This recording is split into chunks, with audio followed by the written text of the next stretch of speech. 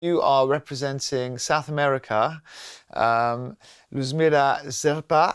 Thank you very much for coming and joining us. Your story is incredible, and I've heard you on Family Atlantica records. Most recently, you've been singing with Sound Species on some Cuban stuff, the Santiago sound. But I want to find out about your background and sort of how music affected you growing up where you grew up. So tell us a little bit about yourself. I was born in a town called Sanare, in the mountains in Venezuela. The tradition of this town is called tamonangue. It's the tradition that gave me the foundation to be a musician.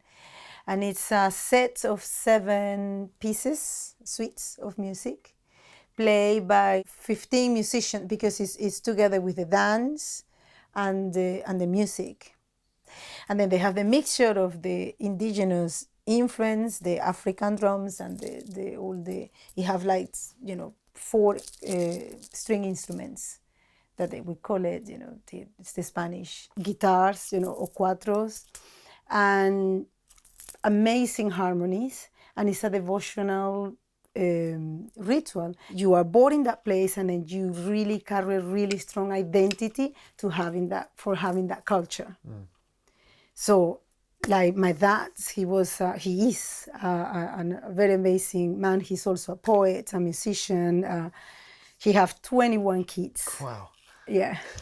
I'm the number 7 of 21 kids. I'm the eldest of my mom. He gave me that responsibility, you play tamonangue. And it was very interesting because my dad, he's not a religious person. He's also kind of metaphysical and very much into seeing ovnis in the mountains and, very kind of Sandra character. But this music is played in church or outside of the church or in the street. It's a devotional music that you play for Santo Antonio. And then my dad would take me there, and he would talk to me about the Inquisition and all the thing, the Catholic, how the Catholic destroyed our culture, but he will give me that information, and we say, but this is important for you to know it because you are born here. So immediately he was giving me really strong roots and sense of belonging to where I was born, and responsibility and identity, a musical identity. Growing up around this traditional music, were you hearing external music? Were you listening to external music through the radio? Was that influencing your taste? Yeah, it was very interesting. My dad, he would hate all music that was in English. He was really radical. But I have my uncles that they were so into the Beatles and then into Freddie Mercury.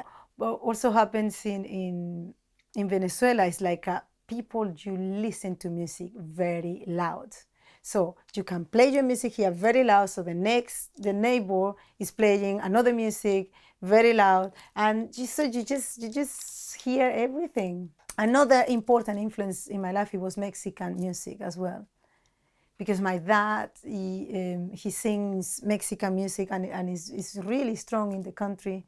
Mariachis and Colombian music. My mom, she's a cumbia dancer and, salsa. Was there any electronic music or sound system culture when you were growing up in Venezuela? Could I have gone into these small towns and villages and heard DJs playing? Did that exist? The crazy thing is that in the middle of the jungle, there is this town in Venezuela called El Callao, that they have a lot of people, they have the British companies, taking, building the rails and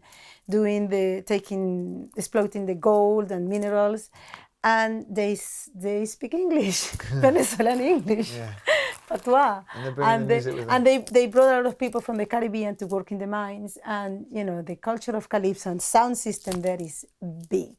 Venezuela, do you feel more South American or more Caribbean? Because it's not that far. Soy tropical. I'm tropical. I am everything from that place. Because, especially again, being born in Lara. Lara, I was born in this mountain, so I have to go in my little town. So we have to come to. Then we moved to the city. So I have to go down the mountain, cross the desert, cross the desert and then arrive in the city. So in that city, you have 40 minutes, you have the plains, you listen to Llanera music, and then you have the coast, the Caribbean Sea. So you have music from Trinidad, you have music from, I think we are very, very mixed. One thing I'm interested in as well is like growing up on a volcano or by a volcano. Yeah. So in the mountains of Venezuela, was there a call for you as a young person to go to the capital city? Did you feel that you had to go, like in a lot of places around the world, you're pulled to go to the capital, whether it's London or Paris or New York or Washington or whatever. Did you feel like I need to go to Caracas, or were you more like inclined to go to Europe?